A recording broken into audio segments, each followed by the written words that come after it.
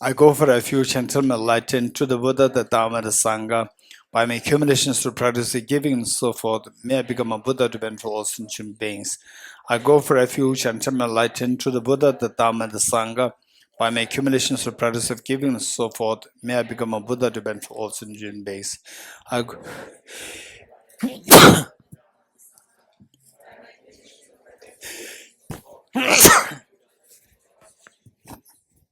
Sanye Jola Zogi Chonamna Chanjo Bardo Tani Dagin Zogi Be Sonamge Lola Venir Sanye Dubaresho Sanye Joda Zogi Chonamna Chanjo Bardo Tani Yapsu Che Dage Chin So Kebe Sonam Dola Venir Sanye Dubaresho Sanye Joda Zogi Chonamna Chanjo Bardo Tani Yapsu Dage jinso gebe sonam ge zola benye sanye zhubare sho.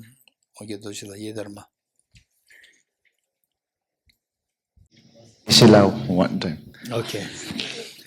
Om Ye dharma hetu prabhava hetum te sam tathagato hevadat te sam jayo nirodha evam vadi mahashramanaye swaha. Om ye dharma hetu prabhava hetum te sam tathagato hevadat te sam jayo nirodha evam vadi mahashramanaye swaha. Om ye dharma hetu prabhava hetum te sam tathagato hevadat te sam jayo nirodha evam vadi mahashramanaye swaha. Om ye dharma hetu prabhava hetum te sam tathagato hevadat te sam jayo nirodha evam vadi mahashramanaye swaha. Om ye dharma hetu prabhava hetum te sam tathagato hevadat te sam jayo nirodha evam vadi mahashramanaye swaha.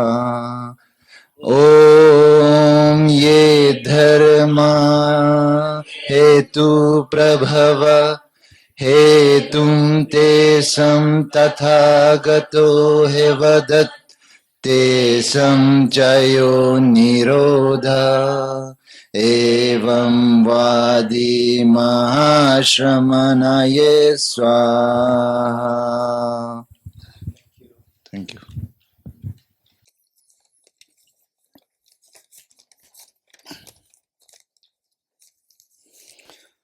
Okay. Thank you.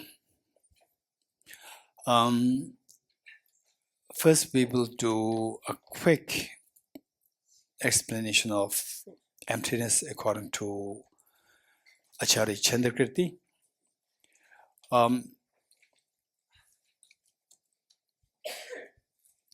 In the first place, before we jump into Acharya Chandrakirti's the synopsis of the Acharya Chandrakirti's emptiness, to understand emptiness, when we say empty, the first question that comes to us is empty of what? Empty of what? You agree? Empty of what? When we say empty of what, you have to identify that object which absence of which you have to understand it as emptiness. So when we say emptiness of the flower, what is it empty of? Anyone? When I say it is the emptiness of the flower, what is it emptiness of the flower, doctor? Objective existence of the flower is what is empty. It is empty. Empty of objective existence of the flower. So the next question is, this is known as identifying the object of negation. Identifying the object of negation. Okay, so very quickly, I would say that this would be also good to explain the first, what is known as reasoning, the reasoning of four essentials, the reasoning of four essentials to establish emptiness. The reasoning of four essentials to establish emptiness. So this is now going more in a more systematic way. The reasoning of four essentials, FOUR, four essentials to establish emptiness. Okay, the first is the essential of identifying the object of negation. Essential of identifying the object of negation, number one.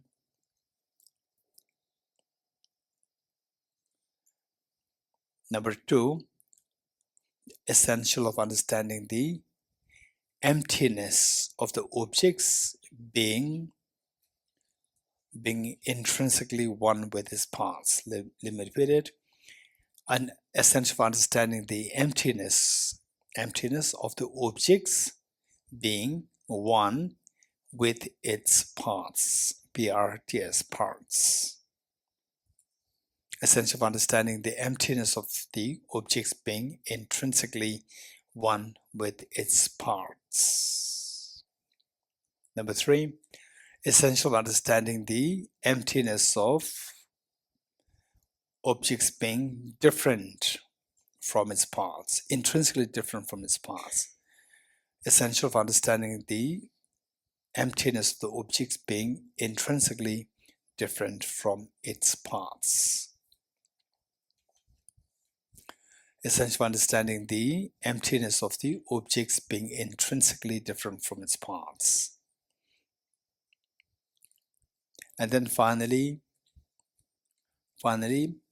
essential of understanding the pervasion, PERVASION, essential of understanding the pervasion that anything which is empty of being intrinsically one and intrinsically different, essential understanding the pervasion that anything which is empty, essential understanding the pervasion that anything which is empty of being intrinsically one and intrinsically different entails the emptiness of the objective existence of the object. Let me repeat it. The essential of understanding the pervasion that anything which is empty of intrinsically,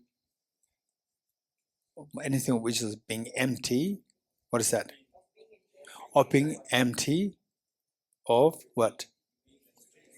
Being intrinsically one and intrinsically different entails the emptiness of objective existence of the object. Okay, let me repeat it.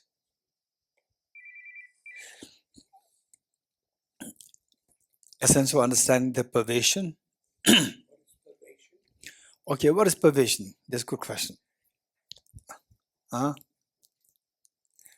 Necessity. Yes, necessity. Emptiness of the essential understanding the necessity or pervasion that anything which is anything which is empty of being intrinsically one and being intrinsically different entails Okay. Okay.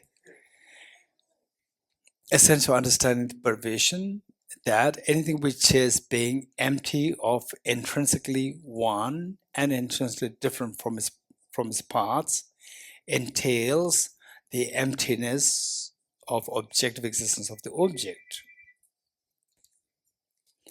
Okay, the first one, the essential of understanding the what? Object of negation. Verse number 2. Okay, Vera, louder. Essential of understanding the emptiness of object in intrinsically one with its past. Essential of understanding the Emptiness. emptiness of the objects being intrinsically one with its parts. Number 3, anyone? Jimala, Venerable Jimala, third one. The understanding of the emptiness intrinsically different from its. Very good. Essential of understanding the emptiness of the objects being intrinsically different from its parts. And then number 4, anyone? Okay, Bhumika, what's number 4? Understanding the permission that anything which is empty of being intrinsically one or intrinsically different entails the emptiness of the objective existence of the object. Very good. Emptiness, the essential, yes. I know, deliberately not showing that. I wrote it. You're getting it? And this will not help. Everything is in the book. This will not help. We still samsara. We continue to suffer in samsara. So we need effort. You're getting it? Yeah, this is the reason. What is written in the book is not for the class. It's for people who do not meet with teachers. For them. For those people who meet, it is your job to put effort. You're getting it? Okay. So on the one hand, we put all these footnotes. I told you the footnotes, and putting the footnotes make my job very easy. Nobody asks these questions. What is the 3 in that? What is the 4 in that? What is this? 4 vehicles, 4 minor vehicles. Nobody asks me. My life is very easy. The purpose of my life is not to be easy. Purpose of my life is to make people learn, to myself learn. That I should learn, that we all should learn. And putting the footnotes, nobody learns. Nobody asks me a question, and nobody learns. Nobody care to look at the footnotes. You're getting it? So this is a problem. Okay, maybe in the next edition, all the footnotes will be removed.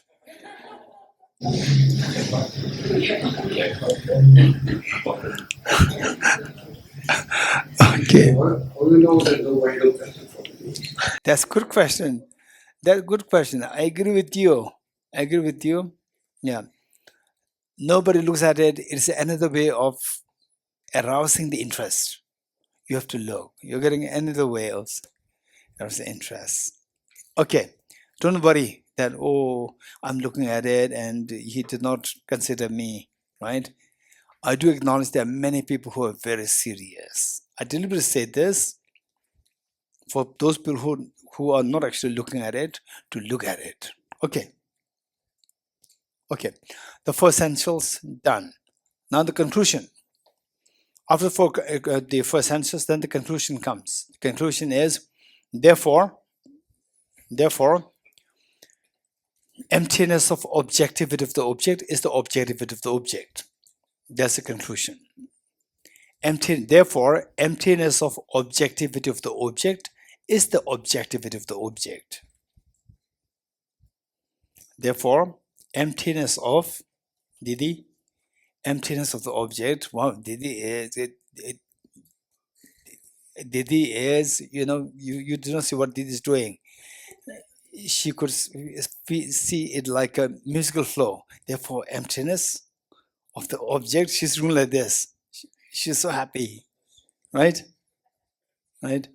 Yes. Today she is very happy because just now she got the message that her sister had given birth. Oh, I hope that your niece will follow your footstep. Yes, not to go in the wrong direction, go in the right direction. I pray. All of us will pray. Okay, good. So therefore, emptiness of objectivity of the object then is the objectivity of the object. Therefore, emptiness of objectivity of the object is the objectivity of the object.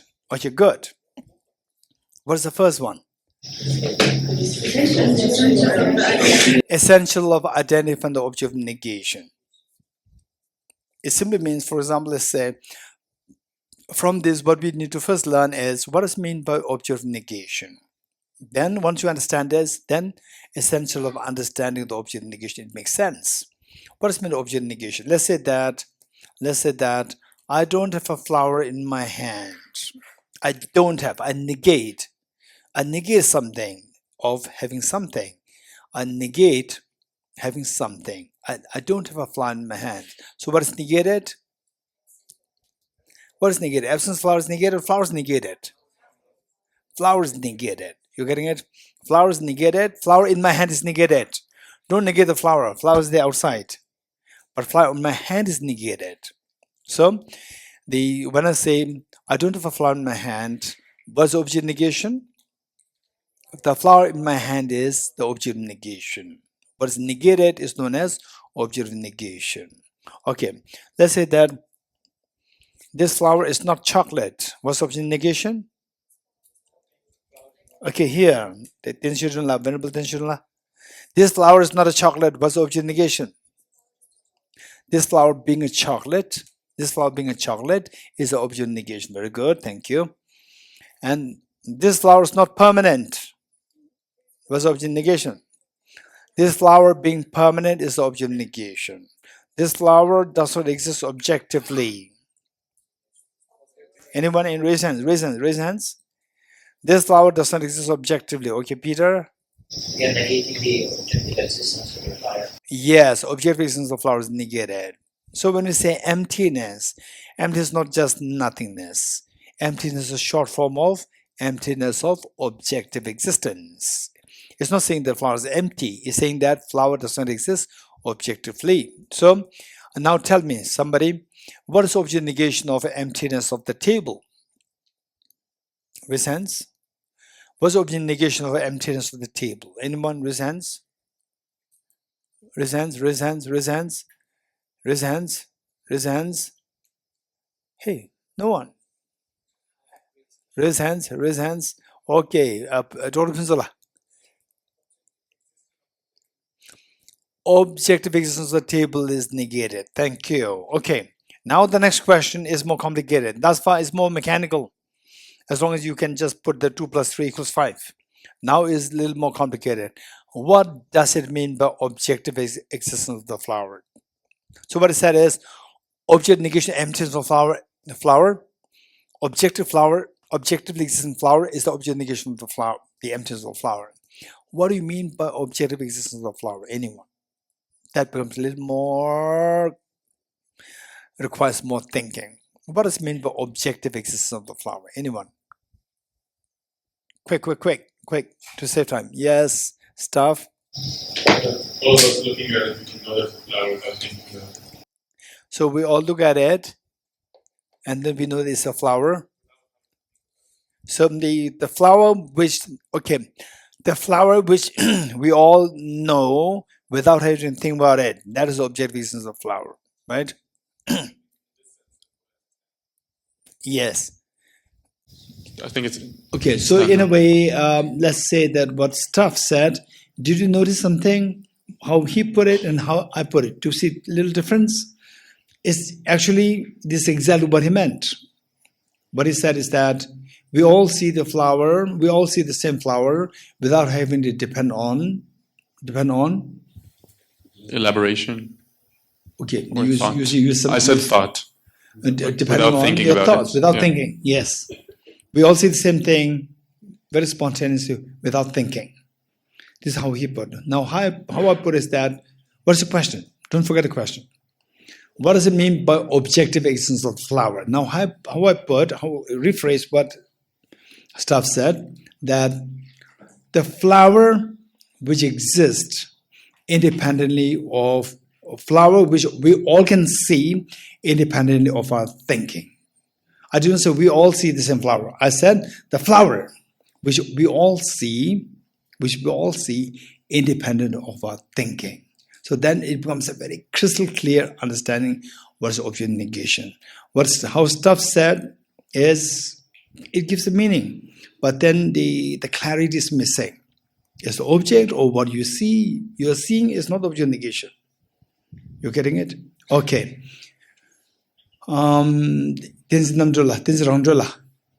What's object negation, the emptiness of the flower?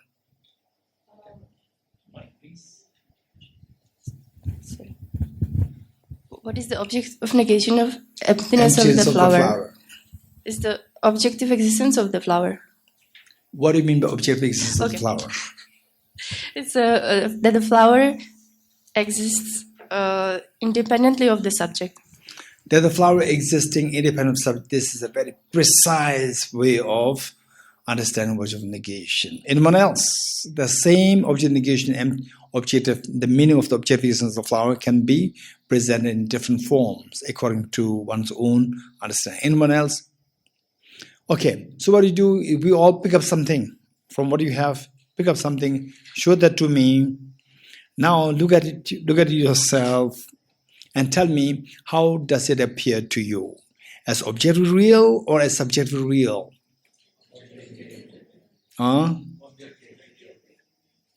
Okay, objectively real. Okay, Abhinash, what are you picking up? Pen. So how does it appear? Object real, subject real? Object real. Very good. What do you mean by object real? Basically, we can consider that directly I can see this as an object and it's not dependent on the other subject by mind. This is how Avinash put it so beautifully. You getting it? He is just expressing what comes to his thoughts. This is very precious. Thank you. So said that the pen appears as so spontaneous outside there without having to depend on any other subject. This is there, right there. This is known as objective. Very good. Anyone else? Anyone else? Okay, no one. Anyone else who likes to explain Jimela? Mike. Which we can touch.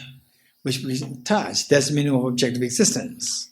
Okay, how many of you, I know that everybody loves Jimela, but how many of you disagree with Jimela? Raise hands. Okay, although everybody loves you, but they also disagree with you, right? Okay, why you disagree with him? Why? Okay, the reason those who disagree with what Jimela said? Okay, Kukil, why you disagree? Because according to objective existence, even if I leave the room, the flower will still be here. So I need not go and touch it everywhere to feel it. Okay, that's also... Okay, so to see the objective existence of the flower, you don't have to touch it every time. You leave, the flower still remains, right? Okay. Okay, anyone else who likes to refute what Jimala said? This is very important. If you get, they say, the points well from the starting point, from the scratch, then the emptiness will make sense. Otherwise, we just go through text, you will not get anything. Okay, anybody who does the Indrajitji, why did you disagree with Jimela? Jimela, listen to it and see if you agree or not agree. If you have a rebuttal, you can bring it up later. Geshe, I mean, for me, the objective existence of this pen is because doesn't depend upon me to be call it as pen. I need not to touch it. There can be a sound also which I may feel is objectively real. There can be I'm seeing you and I consider you also as objectively real. So it is not just based on the touch that I can touch it and then there is something. There can be some other forms also.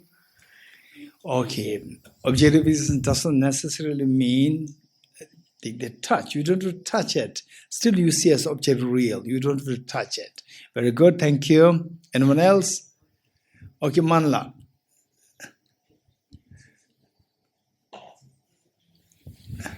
Geshe-la, I think in a way I'm sympathetic to what Jamila has said. Say it again. I'm sympathetic to what Jamila has said.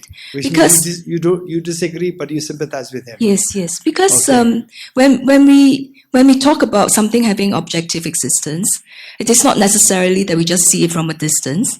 And a lot of time we cannot accept that things exist subjectively. It's because of this tactility and the touch that we do actually touch something and it has a very solid feel. Then the thought comes to us to say, so there must be something there, How can there be a subjective existence that's imputed by my mind? This is Manla's kindness. My question to you is that the flower can be touched.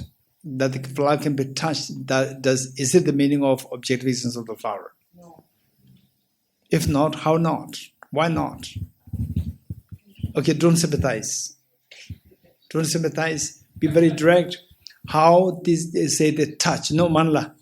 How the touch, that the flower can be touched, is not the meaning of the objective existence of the flower. How not? That whatever we touch, then we also realize that this is not something that's coming objectively from the side of the flower that gives rise to this solid tactile experience. So the tactility, is that the meaning of objective existence of the flower? No. Why not? No, objective existence, the sort of the meaning of objective existence is something existing just from the object's side. No, that is your understanding. Yes. How that the flower can be touched, how that is not the meaning of objective existence of the flower. So because we are talking about the existence of the flower. We're not talking about the existence of the flower, we're talking about the objective existence of the flower. Different. The mode of existence of the flower. So, Yes. so it has nothing to do with just whether we can touch it or not. Why not? Just touching is just a sort of sensory experience. So what's the problem? No problem. It's just that No your problem. question at the moment is asking whether the flower meaning exists. of the objective existence of the flower. No. Why not? Because these are two sort of different activities. So the question that you're asking is, how does the flower exist, whether it exists objectively? And then the other one is touching the flower, which is the experience of touching the flower. Yes, of course, the experience of the touching the flower. Why is it not the objective existence? Why is it not the meaning of the objective existence of flower? Okay, Rigzenla. Rigzenla from Sara, representative of Sara. Gela mare. Ale, you're not representative of Sara. No. Rangdol la, Yuri la, Tupen la. Yeah. Okay. Gela, Geshe-la, isn't it not the complete definition? Isn't that what you're asking? Which one? Just touching it is not a complete definition, right? Okay, touch it. The touch of the flower. It's not. Or in other words, it's let's just put it like a this. part of it. It's not the complete definition let of us it, say right, Geshe-la? that the flower can be touched. That the flower can be touched is the meaning of objective existence of the flower. It's not the complete meaning, I would say. It's a part of the meaning. How is not complete? Because it's like, isn't objective existence like just the gross existence of the object? Okay. So because the reason I was missing the last 7 days. Mm-hmm. You getting it? Okay, now let's have here Dejanla. Okay, let us see what Holiness has to say. Holiness representative, BSU.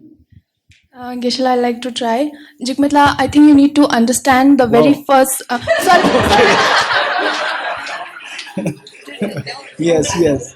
The very first premises that we talk, what is the meaning of objective existence of the flower, is the independent existence. Like independent existence No, this is your interpretation. from the This is your subject. interpret. Don't impose your interpretation on him. So right? yeah. So his interpretation is that Touching the flower is not the touching, that the flower can be touched.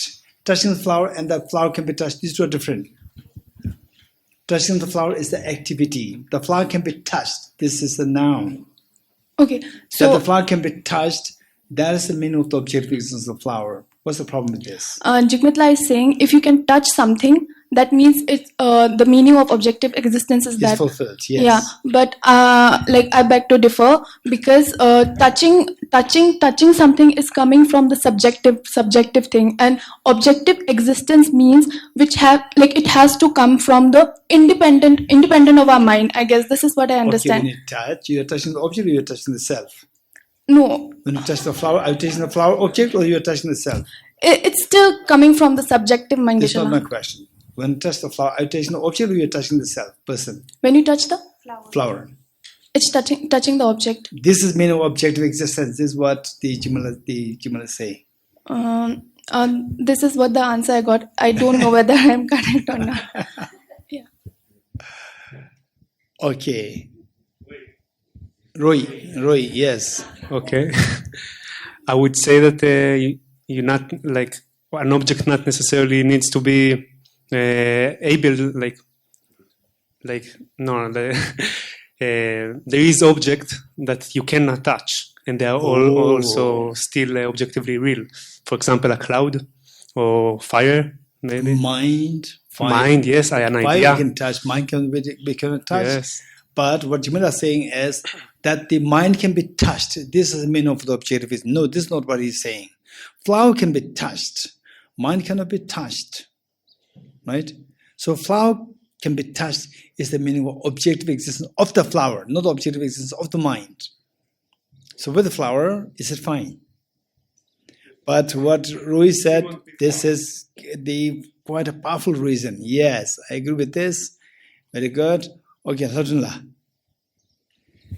So Jigmilla said, touch is, so we are just answering how touch is not the meaning of objective existence of the flower. Not the touch, the flower, that the flower can be touched. The flower That the which flower can be touched. Not which can be touched. The The flower, flower- that the flower can be touched and the flower which can be touched is very different. The flower, that the flower can be touched, this is the meaning of objective existence of the flower.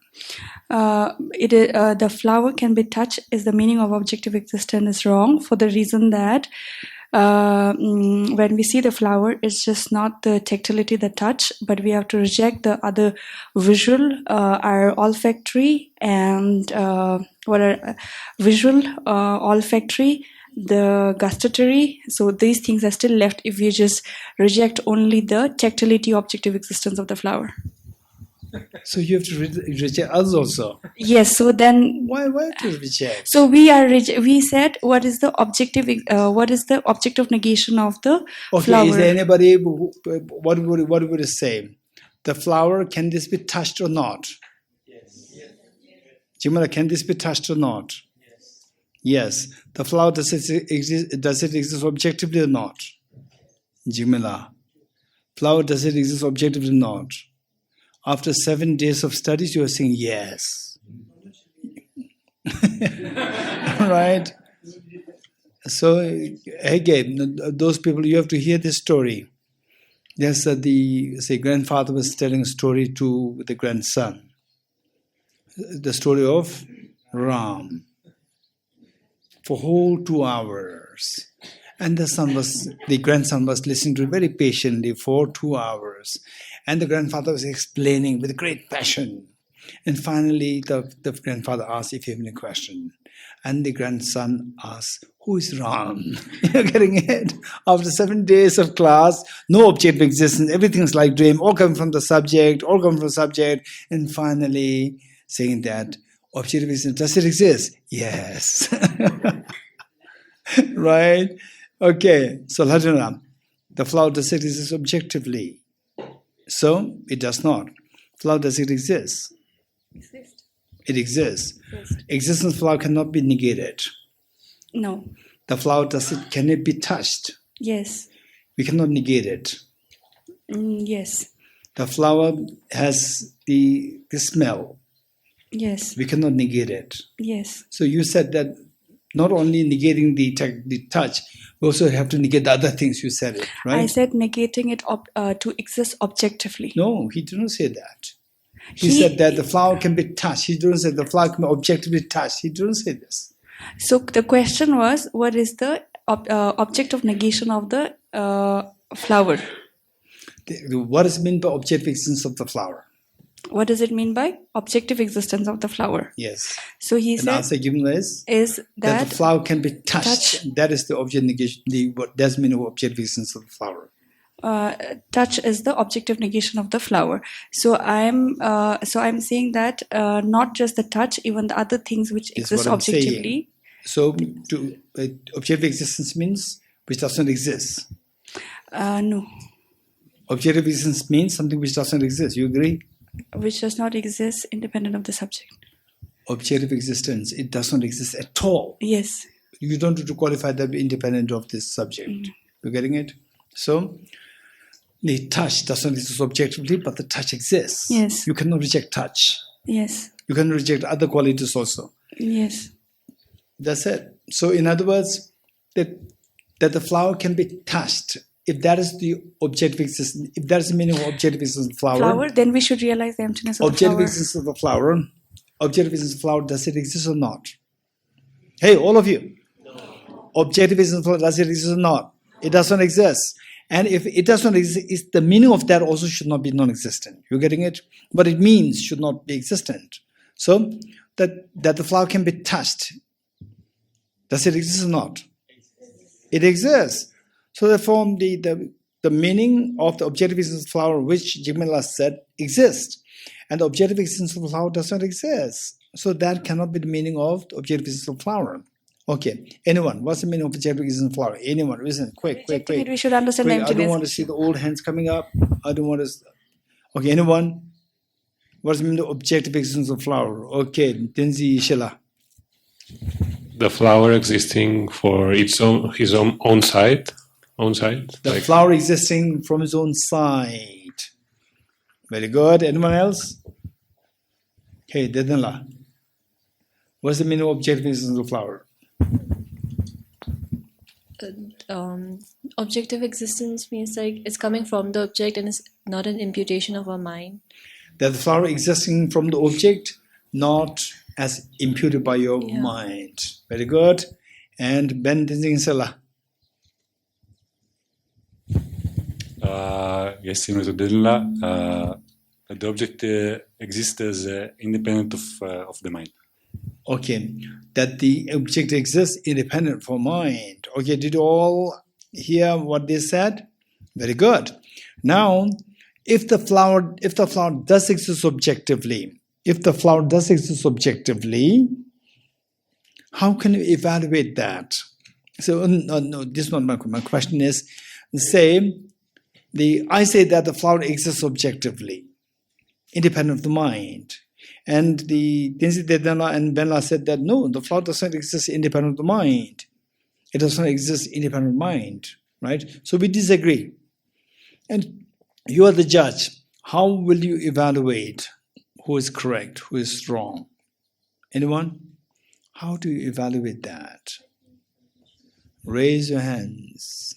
Raise your hands. Anyone? Anyone? Okay, Yurila.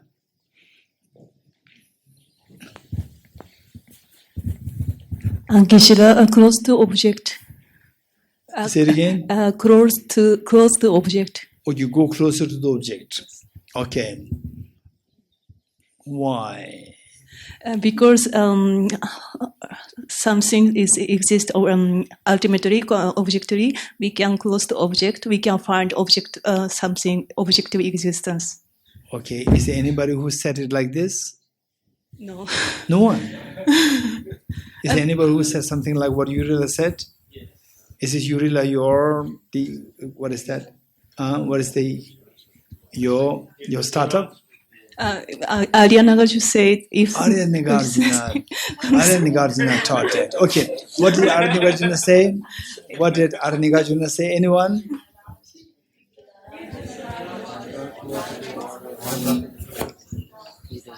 Okay, say how many of you know what Nagarjuna taught? Raise hands. How many of you know that what Nagarjuna taught? Right? About what Urila said. Anyone raise hands? Raise hands. Raise hands. Okay. How many of you remember that once you also repeated it? Raise hands. Hey, what about those people who did not raise hands? You did not say this? Didi, you did not say this? What Nagarjuna said? If the mirage. What? How many of you remember that? You said it? Raise hands. Didi, you don't remember? Huh? You remember the girl there? You don't remember. Oh, how many remember his hands?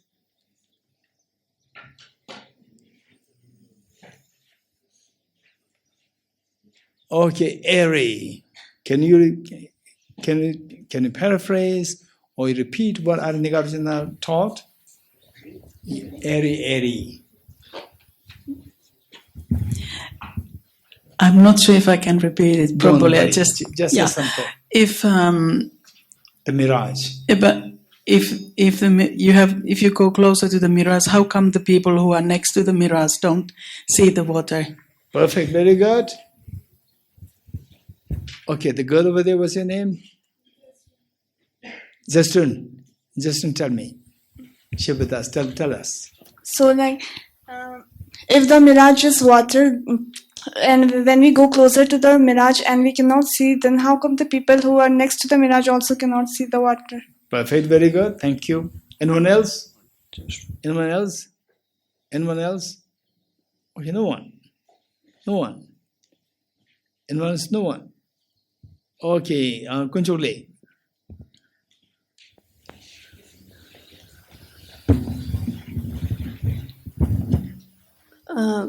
If the mirage were to be water, why not those close by the mirage see water? Wow, perfect, 100%. Perfect, thank you. If the mirage will do water, one of those close by the mirage see water. So in a way, when we recite this is like we are borrowing the knowledge from Arya Nagarjuna. And Urila, she borrowed from Arya Nagarjuna and made it her own knowledge. Now she knows that. Now she's confident with that, saying that if the flower were to exist objectively, then how do you evaluate this? I say that it exists objectively. And then Benla, all of you said that no, it doesn't exist objectively. And then you are the judge. How do you evaluate? Whether I said is correct, what I said is correct, or what two of them said is correct. How to evaluate it? Urila said that because you are talking about whether the flower exists objectively or not, so just you go closer to the object. If you find it, then the flower exists objectively. If you don't find it, then flower is empty of objective existence. Okay, now we go closer to the object. Going closer to the object, what happens is that many of you don't know about this, some of you already know about it. And those who do know about this, you can say help. Those who do not know about that, that is the powers of 10. The powers of 10. The NASA companies, the video clip known as powers. There are many of them. If you Google search the powers, don't do it now. If you Google search it, the powers of 10, then all sorts will come, and these all will be very helpful to know that how to go closer to the object. So on the NASA company uses the electron microscope. Then NASA company used the electron microscope, and then it went into for example, say the leaf. One leaf, a bush. In the bush, then goes into the one leaf, single leaf, and then zoom in. It zooms in, and first you see otherwise it looks so beautiful. For example, like this flower. Look at this. The texture of this, the petals is so beautiful. When you go deeper, zoom in, you see that it's not more beautiful. It's just like the dry clay with the cracks. What are these cracks? These cracks are the cell membranes. And then you go deeper into the cells, you see the nucleus, cytoplasm. And nucleus, you go inside, you see the chromosomes. And then chromosomes, you see that when you look at it, your immediate reaction is some form of repulsion comes to you. It's like a striped snakes, brownish striped snakes. It's like that structure. And then you still go deeper, you see that it's nothing but made of DNA molecules.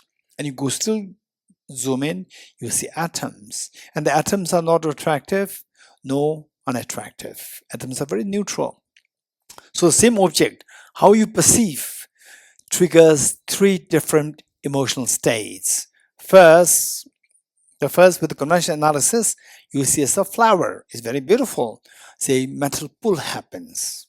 Then you substitute flower to ultimate analysis, as you realize said, if the mirage, what Nagarjuna taught, if the mirage would be water, why not those close by the mirage see water? And those of us who know the meaning, if you can really know the word, and if you can memorize this the clarity come to your understanding. Meanwhile, concepts should not be missed. So some people, they're very good in memorization, but they don't know what you've memorized, the meaning of that. So we have to know the meaning. And some people say that memorization is very bad, right? This is extreme. Memorization is bad when you memorize it without knowing the meanings. That is bad. Whereas if you know the meanings and then you memorize it, you can reproduce the words exactly, the clarity of your thoughts come about. Okay, so with this in mind, what I'm saying is the same object, when looked at with your conventional analysis with the naked eyes, you see as a flower. So what is the emotional reaction? Appeal comes, very beautiful feeling comes, pleasant feeling comes. So attachment, involuntary pull happens. There's attachment. Now the same object, when you subject the flower to ultimate analysis where Nagarjuna taught, going closer to the object, you end up seeing the chromosomes. On the chromosome level, the mental reaction is aversion.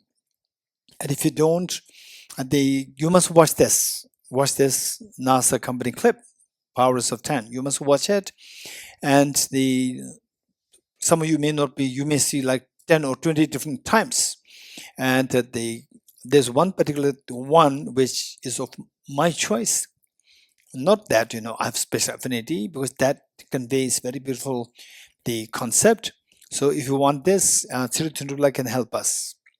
So those, you can contact Sri Tundula. And meanwhile, once you have it, then don't stop yourself from looking at others also. There are many other versions. You look at them also. They're very good. So some are actually better in some sense. Okay, so going closer, you see the chromosomes. On the chromosome level, aversion comes. Your mind is pushed. Aversion comes. Same object. Now still you zoom in, you see the atoms. On the atomic level, no pull, no push is the neutral. You are getting it? Same object can trigger three different emotions. One is attachment, one is aversion, and the third one is? Neutral is not emotion. Ignorance. You're getting it? Ignorance. Okay. Ignorance. And some of you, I know you have some reservation to this. If you have questions, you can bring this up. Okay. So in other words, same object can trigger three different emotions depending on three different perceptions. Okay. With this now, if the flower does this objectively, you go closer to the object and you should be able to see the flower. Going closer to the objects, you see that you just end up seeing the pool of atoms. What are these atoms? These atoms are the parts of the flower. You agree? Good. So which of the atom is the flower?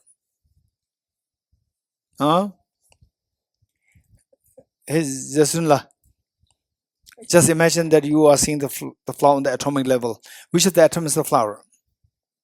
None of them. Very good. None of them.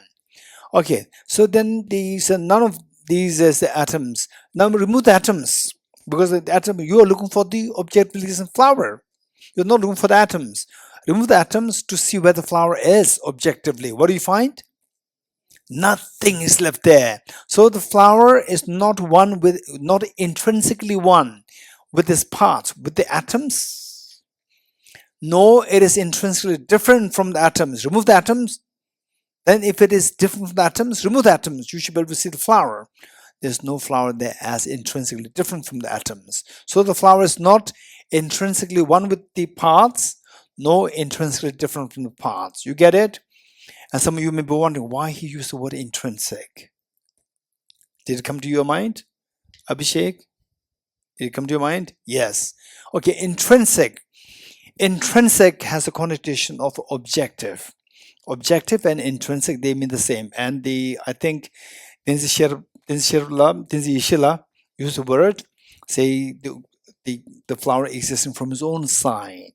So intrinsic, inherent, objective, or existing from his own side. And then I think this girl also said, from the object, independent of the mind. They all mean the same. In order to put it simply, simply put, say intrinsic means objective. You're getting it? So that the flower is not intrinsically one with the parts, meaning the flower is not objectively one with the parts. Objectively meaning going towards the object, the parts are not the flower. Okay. Now just imagine we're going through four essentials. What's the first one? Identify the object negation. What's the object negation of the flower? What is object negation of the emptiness of the flower? Not the object negation of the flower. Negation of the object, the negation of the emptiness of the flower. What's the object negation?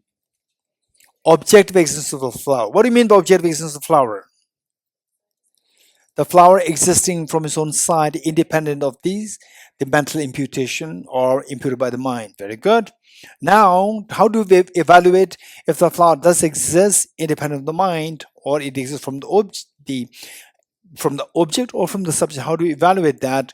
By following the Aranyagarbhana's of the verse, we go close to the object. In other words, technically speaking, what do you call that?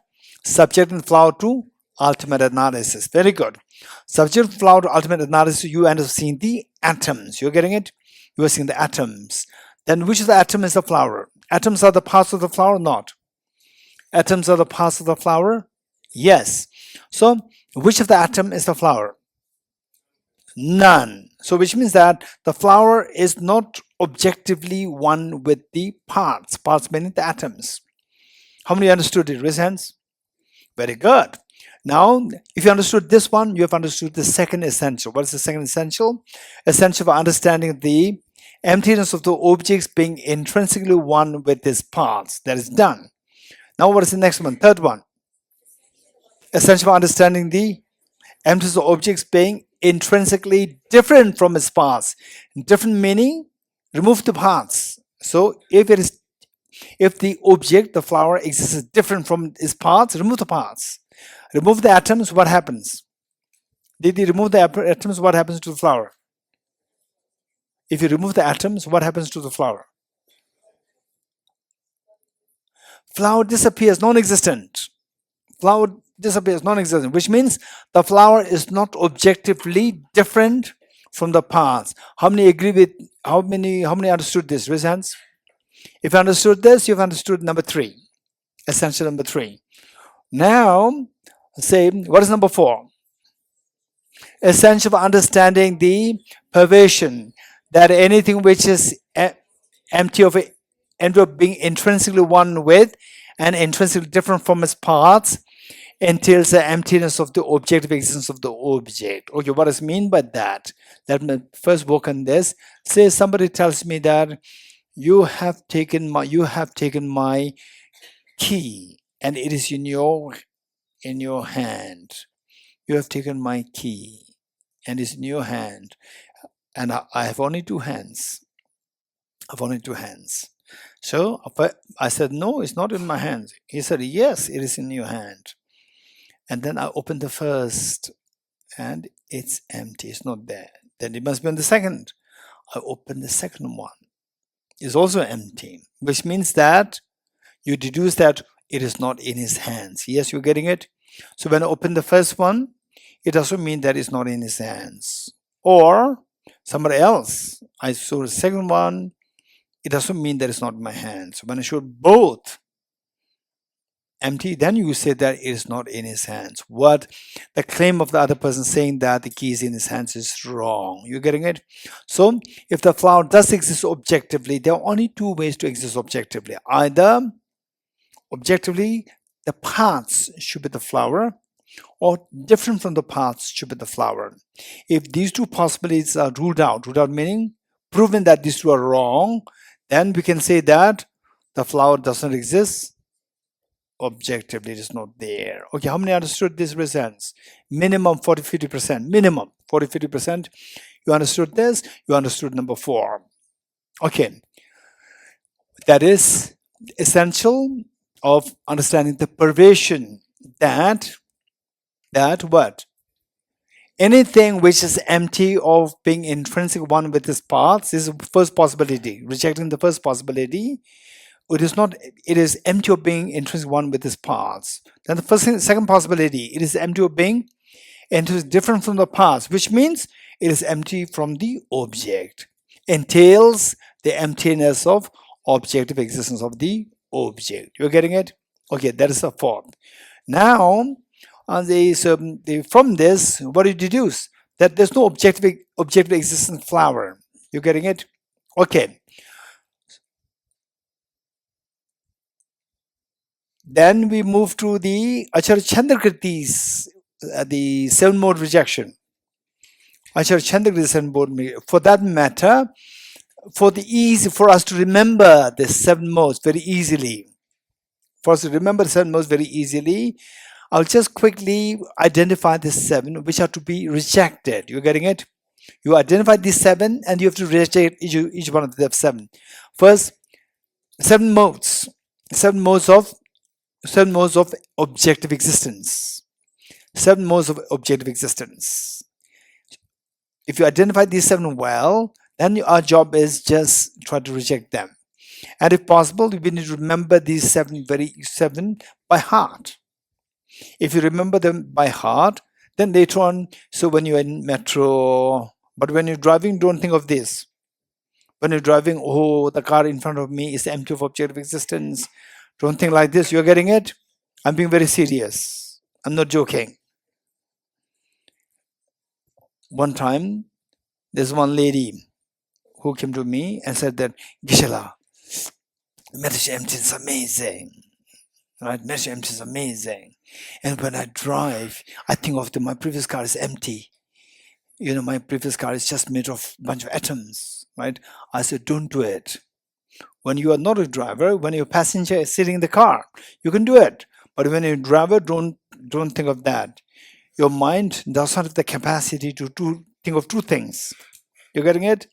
Thinking of, okay, to accelerate, to decelerate, you have to think of that when you're driving. On the other hand, when you think of the emptiness, that part is missing. Then car can easily bang against the front car. You're getting it? Don't think about it. Okay. So you can think about it when you are a passenger in the car, not a driver. Okay. So otherwise, say that when you are in metro, car, aeroplane, or you are just sitting idly, or eating food, or sleeping, you can think of these. That would be extreme. And then if you can make it a habit, that would be wonderful.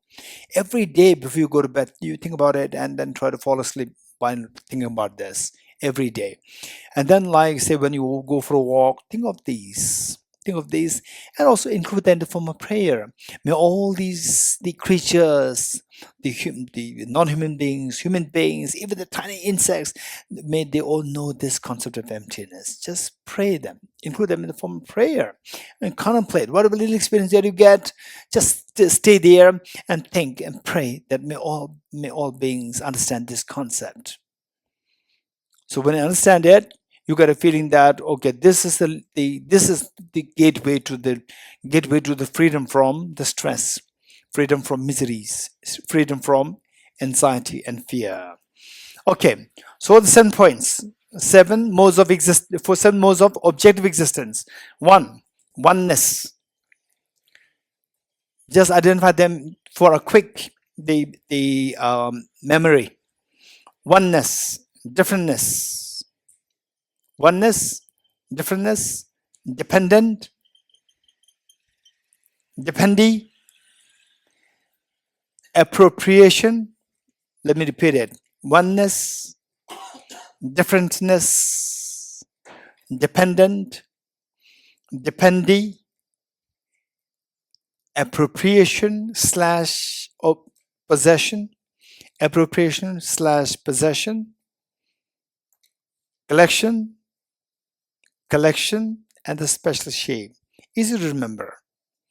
Oneness, separateness, or differentness or separateness. Oneness, differentness, dependent, dependee, DEPENDEE, dependee, oneness, differentness, dependent, dependee, appropriation / possession, collection, possession, appropriation / possession, collection, and special shape. Special shape. Special shape. Okay, we have to reject each one of them. What's the first one? Okay, oneness. Oneness is this, let's say, flower to be intrinsically one with its parts. The flower to be intrinsically one with its parts. Okay. What's the problem? If you say the flower and its parts, these two are one, what's the problem? Anyone? And of course, you can study in great detail if you study Acharya Chandrakirti says. And many of you are doing the master's course. The master's course 2, and currently we are doing that. And those of us from the diploma course say, I would highly suggest that you decide. There are so many places, not only Tibet House, there are many places where you can do this course on Acharya Chandrakirti's text. But Tibet House, there's also a possibility there for you to study. So there, if you study this, we'll study all this in great detail. Quickly, what would you say? The flower and its parts, if these two are one, what's the problem? So we have to reject that. Oneness, we'll reject that. Huh? Yes. Eri.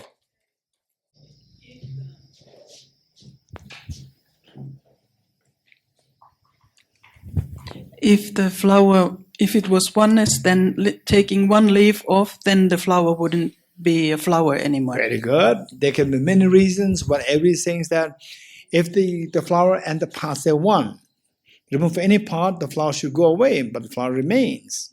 Number one. Number two, how many parts the flower has? Flower has many parts. How many flowers are there in my hand? One flower. But how many parts are there? There are many parts. So just as there are many parts, there should be many flowers. You getting it? So this is a contradiction. So the parts and the flower, these are not one. So one is rejected. Next one is differentness. The flower and the parts, these two are objectively different. How can you reject it? Okay, the flower and the parts, these two are objectively different. How can you reject it? If I say that the flower and the parts, these two are different, objectively different, how can you reject it?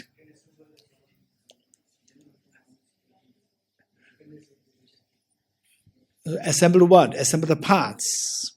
But what I said is, I didn't say that the parts are different. I didn't say that. I said that the parts and the flower, these two are different. These are objectively different.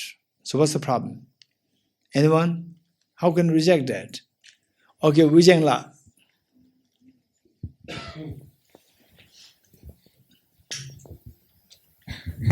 If they are objectively different, then if you remove the parts, the flower should still be there. How? Because they are objectively different. Okay, let us see. Let us listen to what Vijayla is saying. Flower, the flower and its parts, it is objectively different. Then when you remove the parts, you should be able to have the flower left. How? Why?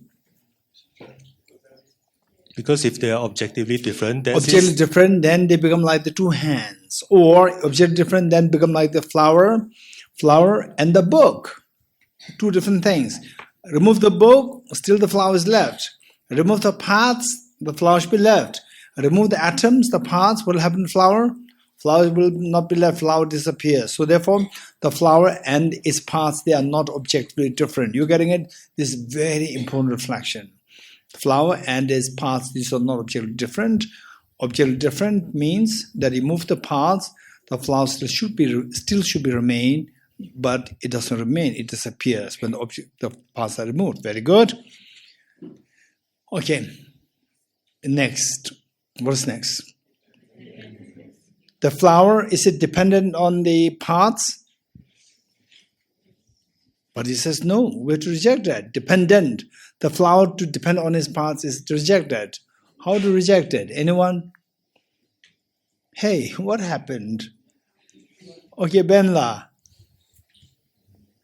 Mike. Okay, first Benla, you have to tell us, what's my question? Geshe, the question is, how do we reject the point number 3, that of dependence, that the flower is dependent on its parts? On the parts. How can you reject that? Okay, how many of you would say that the flower depends on the parts? If it depends, we cannot reject it. Right? So many people, they agree. The flower depends on the parts. How many of you depend on your body and the mind to say that I'm a male, I'm a female? Depends on the body. I'm kind, I'm not kind, I'm intelligent, I'm not intelligent. Depends on the mind. So how many of you said you are dependent on your parts? Listen, body part, body, mind, presence, which means you cannot reject it. So Benna is rejecting it. So Geshe, we are not rejecting that the flower depends on its parts. We're rejecting that the flower objectively depends on its parts. Very good. Did you hear what Benna said? So we're not rejecting that the flower depends on the parts. We're rejecting what? The flower objectively dependence on the parts will be rejected. How? So Geshe, if the flower objectively depends on the parts, which means there should be objectively two, the flower and the parts. Otherwise, yes, of course there are two, objectively two. Yes. But then we rejected objectively them to be objectively two in the second one of differentness. In the second point, we already rejected differentness. So the flower and the parts are not objectively two. Okay, so the Benla is coming from the neuroscience. He has a PhD, he's doing PhD in neuroscience, right? So from that perspective, I cannot really answer too much. Did you follow what Benla said? Neuroscience? 1, 2. Okay, did you explain what Benla said? Didi. He's not denying that the flower is dependent on its part. He's rejecting the fact that the flower is objectively dependent on the parts from it. Wow, very clear. Thank you. Then, how the flower does not objectively depends on the parts?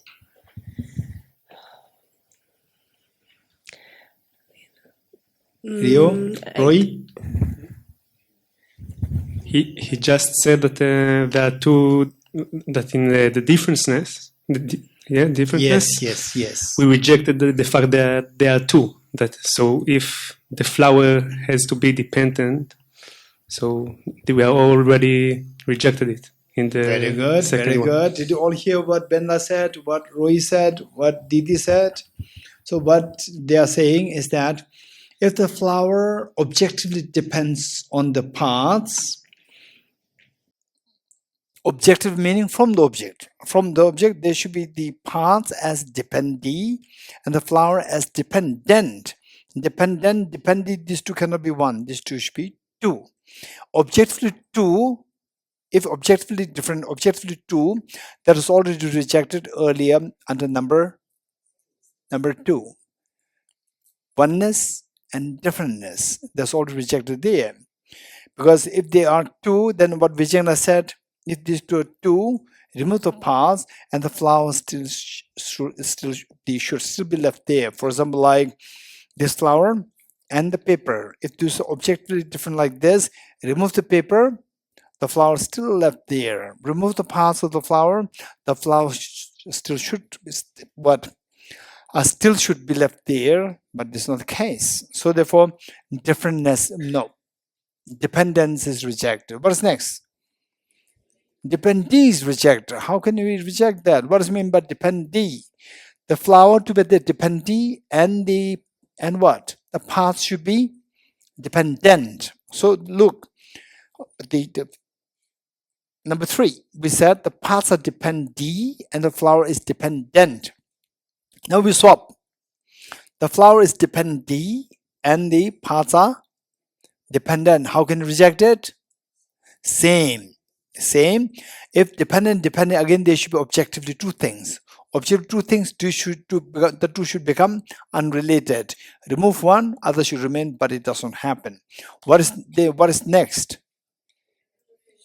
Hey, what has happened? The energy is gone. Is it time for lunch? Yeah, that's true. Still, you're very sympathetic. You are not telling me. Yeah, 10 minutes past. So in a way, you are telling 10 minutes past, right? Not responding to my question. Okay, so still I will continue. Right. Okay, what is next? Appropriation. What does it mean by appropriation? Appropriation means possession. I possess my body, I possess my mind. The flower is the possession of the past, the petals and so forth. How do you reject that? You possess your body. You possess your body. You cannot reject that. How can you reject it? Yes, Kunjoli. How? Possessed. Possessor and the possessed. Again, there should be 2 things. If objectively as a possessor, we are not rejecting possession. We are rejecting objectively existent possession, objective possession. Objectively existent possession is not there. If it is there, then the possessor and what is possessed, these 2 should be 2 things objectively different. If that is the case, these 2 should be unrelated. If unrelated, remove your body and the mind which you possess, remove them, that the self, the person should still be there, but it's not true. For example, like the table or the house, windows, the parts which the house possesses, like the windows, the walls, the floor, and the ceiling, roof. These are all what this house possesses.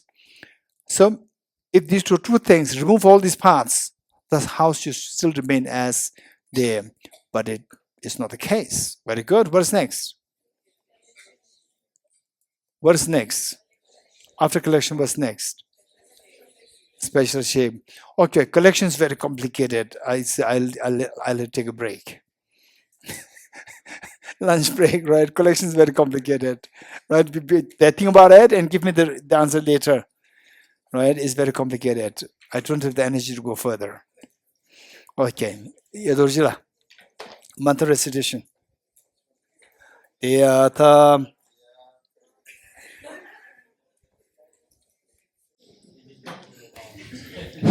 Yatha Om Gate Gate Paragate Parasam Gate Bodhiswaha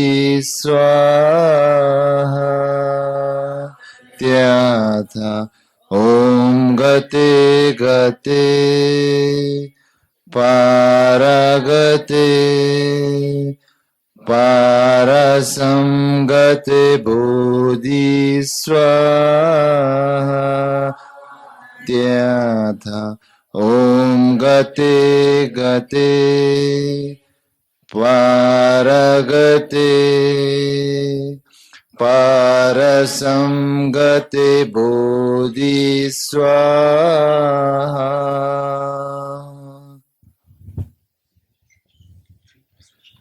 Now everybody will rise up and make 3 prostration.